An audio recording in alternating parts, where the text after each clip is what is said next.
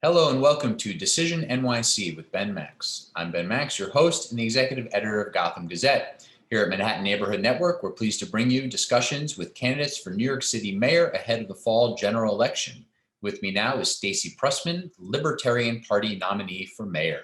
Thank you for joining me, Stacey. Thank you, Ben. Thanks for having me. I'm so excited to be here. So why don't you give voters a little bit of background on you, who you are, where you come from, and why you're running for mayor? Sure. Well, I'm a native New Yorker, born and bred in Brooklyn. I still live here. I come from a performing arts background. I'm a comedian, stand-up comic, actor, motivational speaker, and I've also worked in many bipartisan voter registration campaigns all the way from high school to now. And well, not now because I'm running, but prior to my run, I've always believed in our democracy, and I've always loved our city very much. I've led companies, I've been able to manage people, and I want to run for mayor because I want to make our city, first of all, thrive. I want to allow you to thrive by not holding you or your businesses back. I want to reform and change our education by democratizing it. And I want to create a city that feels safe and is safe. And those are two very separate but very similar things. Feeling and being safe or they go hand in hand. Do you want to say a little bit more about the difference there? Well, I believe that feeling safe is internal, and how you feel. Housing security, for instance, food security, that's one thing, because a lot of New Yorkers right now are one paycheck from being homeless or getting evicted or having to sleep on their friend's couch.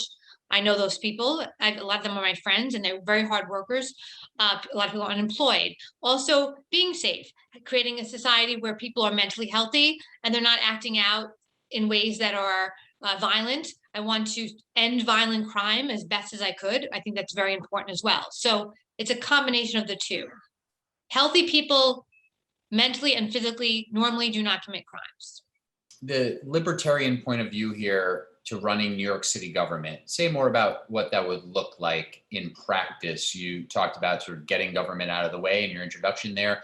What would that look like? Are we talking take the $100 billion annual city operating budget and look for ways to slash that some certain percentage? Are we talking about massive deregulation in some way? What would that look like?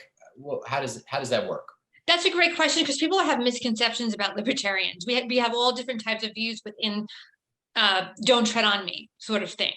I do believe we do need less government, and people should actually be allowed to run their businesses how they see fit. I don't think it should be a crazy mass deregulation, obviously, but I think that we should remove the things that aren't working for the city, like zoning, some professional licensing, vendors licensing, things like that, things that inhibit New Yorkers. And and where we need to build, we build. Where we don't need to build, we don't build. I think responsible pulling away of government is important right now. And I believe the people need to be able to thrive and be able to have the businesses run as they see fit, and not the government tell them how to do so all the time. It doesn't always work that way. Removing zoning, say a little bit more. Not all zoning, some zoning. Okay. No, I mean, removing zoning that's not, we have zoning that's been around for 100 years. They don't serve us. It doesn't work fiscally. It doesn't work for our climate change. We're in a different society now than we were 100 years ago. We need to open up New York in a different way than we've been, using zoning. It's not, we now have seen that office buildings, blocks and blocks of offices are closed, and the businesses down below them are closed. The lunch places, the clothing stores. I was walking down Lexington Avenue. So we need to be conscientious of the fact that we are now, this post-pandemic, in a different place, and we need to accept that. Are you of the mind that New York City should really sort of unleash business and housing development, let the market do more of its work in terms of trying to alleviate the city's housing crisis, housing production? The city clearly hasn't kept up with population growth, job growth. Does the city need a lot more housing and a lot more ability for development to just sort of go where it's needed? Well, it's an interesting question, because I actually did protest building in Soho I think if the people need to decide in their communities if they want, I went to the Bronx the other day, and they didn't want building because the community could not handle a big building in that specific community. And so I think it goes from community to community if it's needed. I think if we do have enough housing, we need to utilize that. And if we need to build, we need to build. I don't, the market does decide. I do believe that there's a level, but we can't also let big corporations come in and overtake, small businesses either. We need to make it a fair market. So one of the challenges a mayor has on these issues, as I'm sure you know, is that very often in a community district of hundreds of thousands of people, you can get 100 people at a protest against something, but the people who would sort of see the benefits of it aren't necessarily always motivated to get out and protest and make their voices heard. So right. On these types of issues and many others where this comes into play, how would you sort of take that leadership role to make sure that you're supporting projects, initiatives that are popular in those Sure. places that you're saying should? Well, city council, having the relationship with city council, really connecting with our city council people that are elected are really important because they're the voices in their communities. Going out to communities, seeing what people want, investigating it myself, having experts come in. I think that communities, I live in a neighborhood. We're a city of the communities that are thriving right now are cities. In our city right now are neighborhoods. People that live here, they're involved in their communities.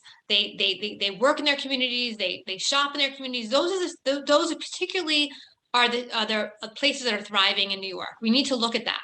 So I think localizing, really getting down to local government is very important in hearing the needs of the people and not just having a mayor's office. I don't live in like Staten Island. I don't live in the Bronx. I live in Brooklyn. I see what's going on in my community.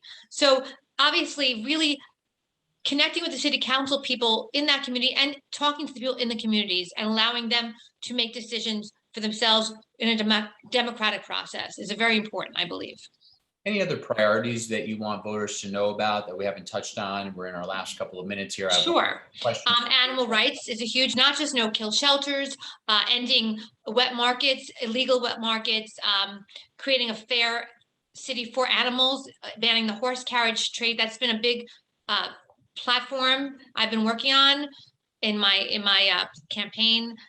Not just shelter pets, but all animals are wildlife. Teaching children how to deal with wildlife as well as adults, because we don't know how to. We're city people. A lot of us don't know how to. So learning about that. My education. I'm very much into educational choice. I think we need to create a place where there's a lot of choice in education, where people are choosing how they teach. Their kids are learning, who is teaching their kids. We need to get the waste out of our school system. It needs to go into the hands of the students. If they're not learning, we need to make them effectively be able to learn by using peer counseling in communities that don't have people tutoring them. So we have a fair and free type of educational system. And I think we need to really, because without education, we're not going to be able to have a city that has the greatness that we thrive to be.